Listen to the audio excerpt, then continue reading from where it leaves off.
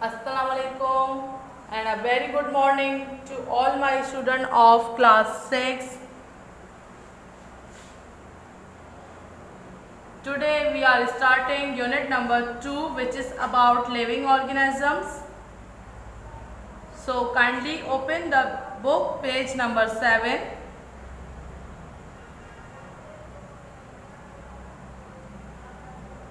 Living organisms, जानदार चीजें. Living thing respond to sound, light और टच. जितनी भी जानदार चीजें होती हैं रिस्पॉन्ड करती हैं. किस चीज पे रिस्पॉन्ड करती हैं? साउंड पे, यानी कि आवाज पे फौरन से वो जवाब देती हैं. लाइट पे, रोशनी पे, या फिर उनको टच करने पे, छूने पे. लिविंग थिंग्स का मतलब सिर्फ एनिमल्स नहीं, तमाम लिविंग थिंग्स को इन्होंने इंक्लूड किया है. Come to the page number 8.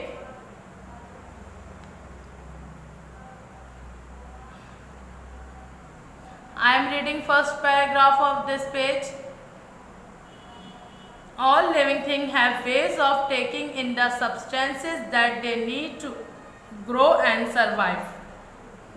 तमाम जानदार चीज़ों के पास डिफरेंट वेज होते हैं, डिफरेंट तरीके होते हैं कि वो अपने अंदर सब्सटेंस को टेकन इन करें, अपने अंदर सब्सटेंस लें that they need to grow and survive. जो भी उन्हें चाहिए होता है ग्रो करने के लिए और ज़िंदा रहने के लिए. तो हर लिविंग थिंग का डिफरेंट वे होता है, डिफरेंट तरीका होता है. जैसे कि एनिमल किसी और तरीके से फूड लेता है, प्लांट किसी और तरीके से फूड लेता है, इंसेक्ट किसी और तरीके से फूड लेते हैं, ह्यूमन बींग्स हम इंसान किसी और तरीके से फूड लेते हैं. तो वो यहाँ पे डिस्कस करेंगे. दे रिस्पॉन्ड टू साउंड, वो रिस्पॉन्ड करते हैं आवाज़ पे, रोशनी पे और छूने पे. They receive information about the world around them, अपने इंफॉर्मेशन रिसीव करते हैं वर्ल्ड की डिफरेंट वेज में. सच एज, जैसे वो सुन के, हियरिंग, सीइंग, देख कर, स्मेल करके, या फिर सेंसिंग. आपके 5 सेंस होते हैं, इससे किसी भी तरीके से वो रिसीव कर सकते हैं इंफॉर्मेशन अपने सराउंडिंग्स की, इर्द गिर्द की. ऑल लिविंग थिंग रिप्रोड्यूस होते हैं, बढ़ते हैं, ग्रो करते हैं, दोबारा पैदा होते हैं. That is they make copies of themselves by a process called reproduction. इसी वजह से उनकी कॉपीज़ बनती. जैसे एक काव है तो उसका बेबी भी होगा, वो काव होगा.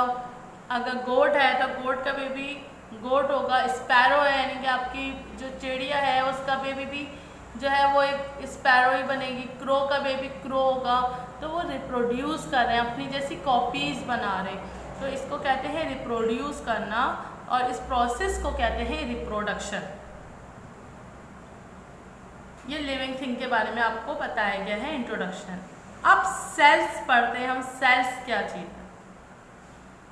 All plants and animal and other living things are made up of cell. तमाम पौधे, जानवर या कोई भी लिविंग थिंग है वो किस चीज़ से बना हुआ है? सेल से बना हुआ है. Cells are living thing. Cells वो लिविंग थिंग है डेट फीड, जो खाते हैं, रिप्रोड्यूस, पैदा करते हैं, और रिस्पॉन्ड करते हैं और रिएक्ट करते हैं to their surroundings. Cells are living thing. Cells भी लिविंग थिंग है जो खा रहे हैं, दोबारा पैदा कर रहे हैं, रिस्पॉन्ड कर रहे हैं, रिएक्ट कर रहे हैं उन अपने सराउंडिंग्स को. Some living things are made up of just one cell, unicellular, but in the human body there are millions of cell, multicellular. कुछ जानदार चीज़ें सिर्फ एक सेल से बनी हुई होती हैं, वो कहलाते हैं यूनिसेलुलर. मगर ह्यूमन बॉडी जो है वो मिलियंस ऑफ सेल्स, यानी लाखों की तादाद में सेल से बनी हुई है, जिसे हम कहेंगे multicellular. Cells are the building block of all living thing. तमाम जो लिविंग थिंग्स हैं उसका बिल्डिंग ब्लॉक यानी मेन चीज़ क्या है? वो सेल है. अमीबा की यहाँ पे एक पिक्चर दी है, ये यूनिसेलुलर है, यानी ये एक सेल से बना हुआ है. ये आपको आंखों से अपनी नहीं देख सकते आप इसको देखने के लिए आपको माइक्रोस्कोप की हेल्प लेनी पड़ती है. इसे हम कहेंगे यूनिसेलुलर. यूनिसेलुलर ऑर्गेनिज्म जो भी होते हैं उसे हम अपनी आई से नहीं सी कर सकते, बल्कि माइक्रोस्कोप हमें हेल्प लेनी पड़ती है माइक्रोस्कोप। सेल स्ट्रक्चर, सेल का स्ट्रक्चर कैसा होता है, देखने में कैसा होता है, इसके अंदर क्या क्या चीज़ें होती हैं, ये हम पढ़ेंगे सेल स्ट्रक्चर में।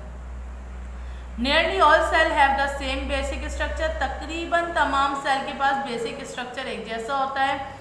तमाम सेल्स राउंड या ओवल न्यूक्लियस होता है उनके पास, surrounded by a jelly like substance called cytoplasm. ये एक सेल है, जैसे उन्होंने कहा तकरीबन एक सेल, तमाम सेल्स के बेसिक स्ट्रक्चर होता है और उसके पास राउंड या ओवल शेप का न्यूक्लियस होता है और सेल के अंदर जो भी लिक्विड भरा हुआ होता है हम उसे कहेंगे जेली लाइक सब्सटेंस होता है, उसे हम कहते हैं साइटोप्लाज्म।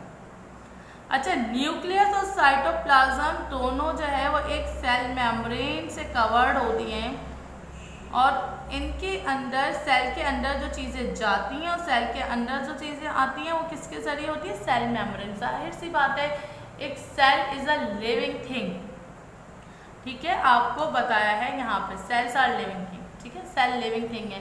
अब उस सेल को भी तो जिंदा रहने के लिए हवा चाहिए, ऑक्सीजन चाहिए, पानी चाहिए, फूड चाहिए, तो ये सेल के अंदर जो भी चीज़ें आती हैं आपकी बॉडी में, यानी सेल्स हैं और जो कुछ आप खा पी रहे हैं, आप इनहेल कर रहे हैं ऑक्सीजन, तो वो सब कुछ हमारे सेल्स में जा रही हैं। तो वो सेल्स में कैसे जाती है, थ्रू सेल मेम्ब्रेन।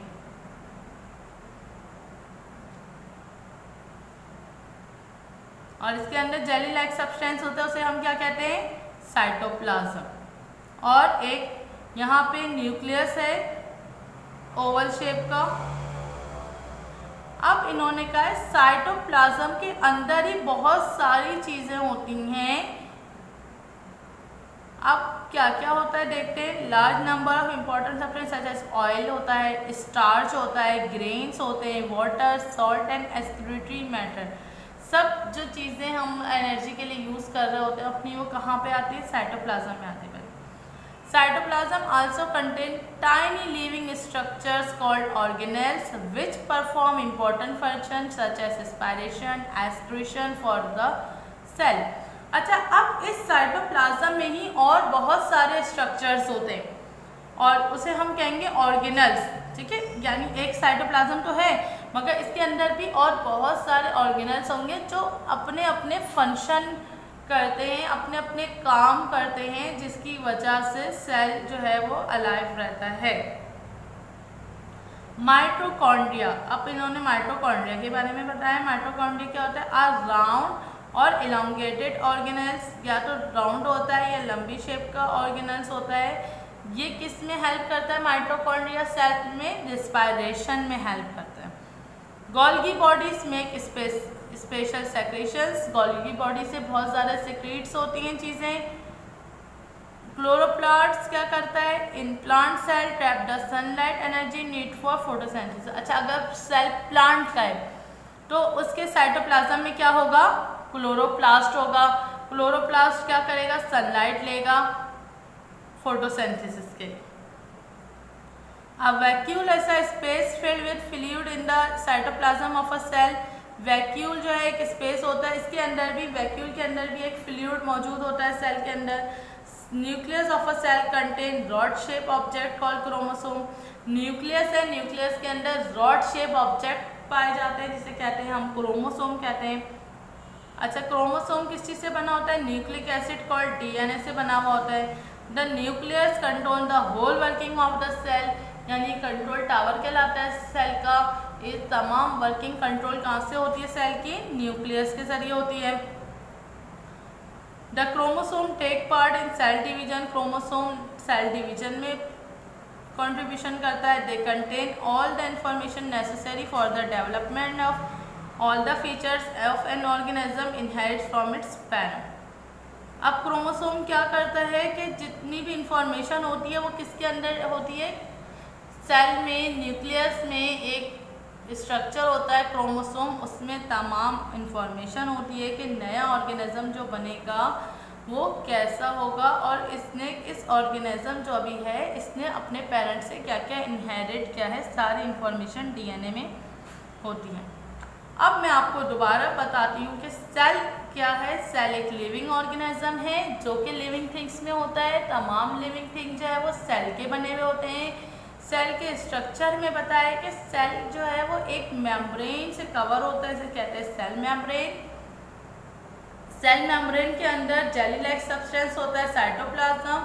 साइटोप्लाज्म में सारी चीज़ें मौजूद होती हैं, oil, starch, water, salt, minerals, सब कुछ इसमें होता है। अब इस साइटोप्लाज्म के अंदर भी बहुत सारे ऑर्गेनेल्स होते हैं जो अपने अपने और जो है वर्क करते हैं, जैसे कि माइटोकॉन्ड्रिया होता है। माइटोकॉन्ड्रिया जो है वो रिस्पायरेशन करता है, गोल्गी बॉडी सिक्रीशन देता है एक स्पेशल, जिसकी वजह से जो है वो सेल में ग्रोथ होती है। अगर ये प्लांट का सेल है, अगर इसके अंदर क्लोरोप्लास्ट है तो वो फोटोसिंथेसिस के लिए सनलाइट लेगा सन से। वैक्यूल जो है वो अपना फंक्शन करेगा, क्रोमोसोम्स के अपने फंक्शन है। तो ये सारी चीज़ें, ये इतनी सारी चीज़ें जो डिस्कस की कहाँ होती हैं, वो एक सेल के अंदर होती हैं।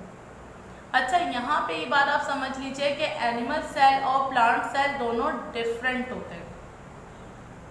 थोड़ा सा इनमें डिफ्रेंशिएट होता है।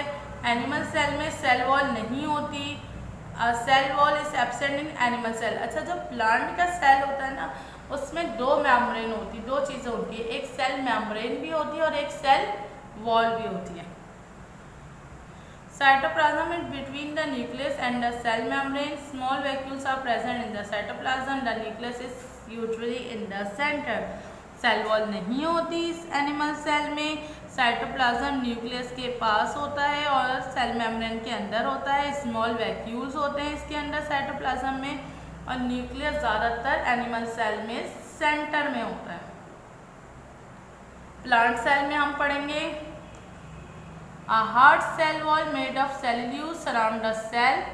एक सेल वॉल भी होती है, यानी कि एनिमल सेल में तो आपके पास सिर्फ सेल मेम्ब्रेन है, ठीक है, ये रही सेल मेम्ब्रेन। मगर जब प्लांट सेल होगी तो एक और हार्ड वॉल बनी हुई होगी, उसे हम कहेंगे सेल्यूलोज से बनी हुई होती है, हम उसे कहेंगे cell membrane. And cell wall होती है वो a large vacuole containing cell sap, a solution of salts and sugar is present in the middle of the cell। अच्छा, प्लांट सेल में क्या होगा, एक लार्ज वैक्यूल होगा, बीच में एक बहुत बड़ा सा, जिसके अंदर सॉल्ट और शुगर होगी। ग्रीन कलर का मैंने कहा था कि प्लांट सेल है तो आपको साइटोप्लाज्म में ग्रीन कलर की चीज़ें नजर आएंगी। वो क्या होगा, क्लोरोप्लास्ट होगा। साइटोप्लाज्म में होता है, क्लोरोप्लास्ट के अंदर क्या होता है, क्लोरोफिल, जिसकी वजह से फोटोसिंथेसिस होता है। अब रूट सिस्टम इन प्लांट्स हम पढ़ेंगे। ये आपको पूरा प्लांट सेल बता दिया, एनिमल सेल बता दिया। अब root system in plants. Roots hold a plant firmly in the soil. Plant को होल्ड करके कौन रखता है, रूट रखता है। Some kind of plants have one large main root called tap root. ज़्यादातर प्लांट्स के पास एक रूट होता है, जो मेन रूट होता है वो कहलाता है टैप रूट, जैसा कि कैरेट है, रेडिशेस है, टर्निप यानी कि चुकंदर हैं, इनके पास क्या होता है, टैप रूट होते हैं।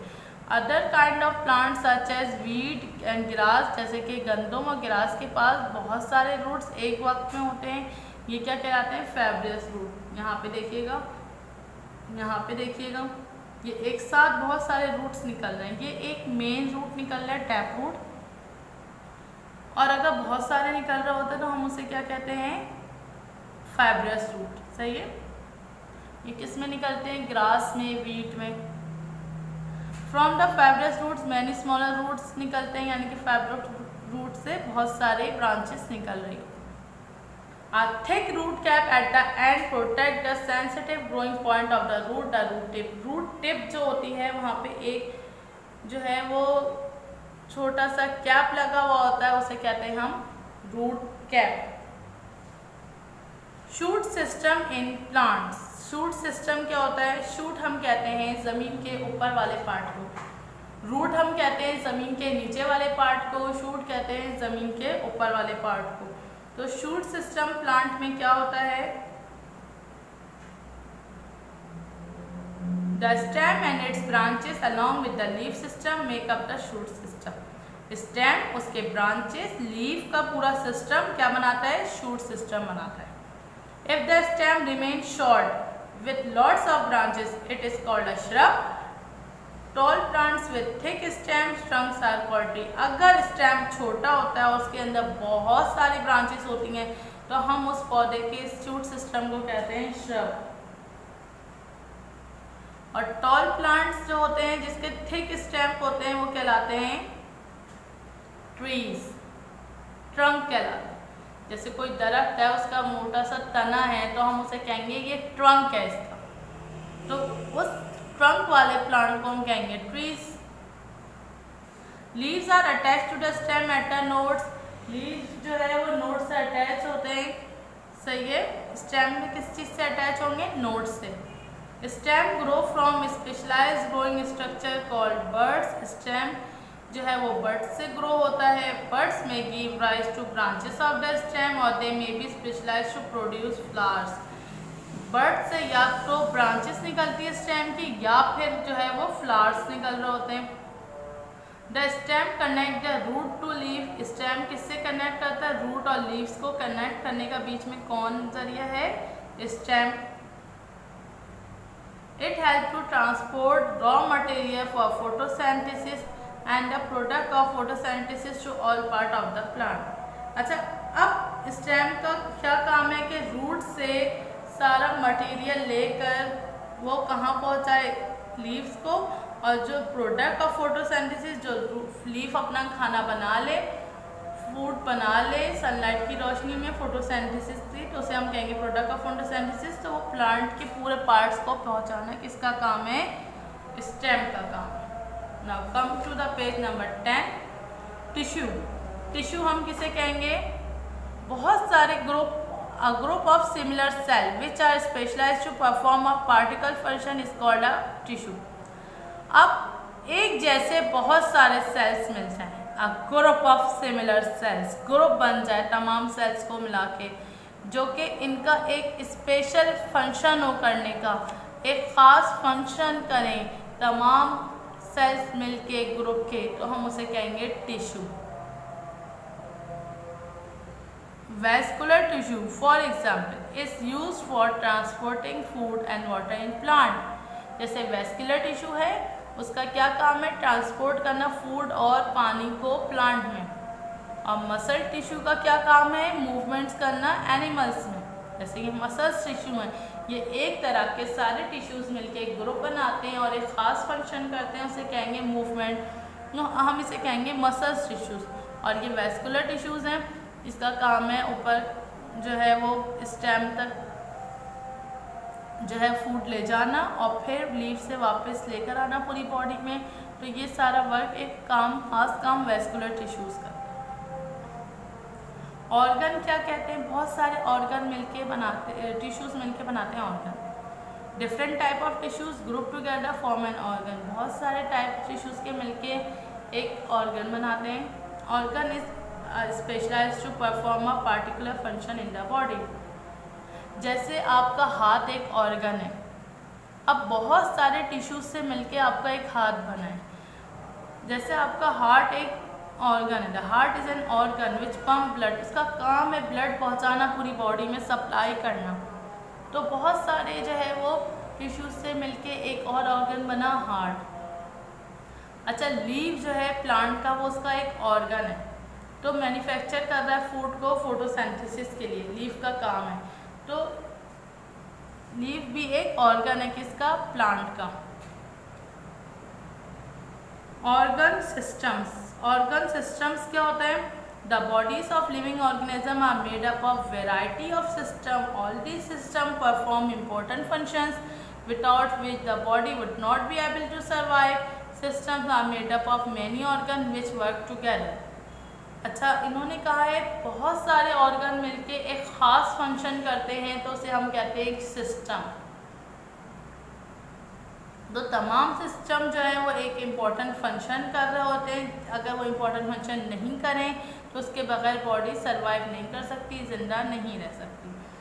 सिस्टम किस तरह बनते हैं? बहुत सारे ऑर्गन को मिला के जो साथ में काम करते हैं। जैसे हमारा रिस्पायरेटरी सिस्टम है, तो रिस्पायरेटरी सांस लेने के सिस्टम में सिर्फ हमें लंग्स नहीं चाहिए होते, लंग्स एक ऑर्गन है। इसी तरह हमें नोज चाहिए होती है, एक ऑर्गन है। हमें ट्रैकिया चाहिए, सांस की नाली ये एक ऑर्गन है, और भी बहुत सारे टिश्यूज़ मिलके एक ऑर्गन बनाते हैं, और फिर बहुत सारे ऑर्गन मिलके एक सिस्टम बनाते हैं। तो ये सारे ख़ास ऑर्गन मिलके लंग्स, ट्रैकिया, नोज, माउथ, ये सब हमारे क्या बनाते हैं, हमारे ब्रोंकाइटिस, ये सब मिलके हमें क्या बना रहे हैं, हमारे एक सिस्टम बना रहे हैं जिसे हम कहते हैं सांस लेने का सिस्टम, रिस्पायरेटरी सिस्टम। इसी तरह बहुत सारी चीज़ें मिलके हमारा डाइजेस्टिव सिस्टम बना रही हैं, हमारे हजम करने का सिस्टम।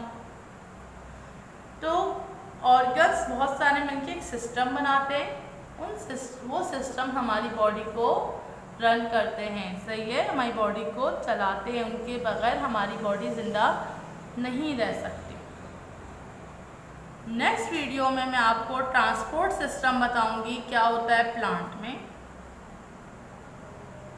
और फिर जब ये चैप्टर कंप्लीट हो जाएगा तो फिर इस चैप्टर की वर्किंग आपको स्कूल से प्रोवाइड की जाएगी, जिसके बारे में आपको इन्फॉर्म किया जाएगा व्हाट्सएप या फिर SMS के through. So till then, take a very good care of yourself. Allah Hafiz.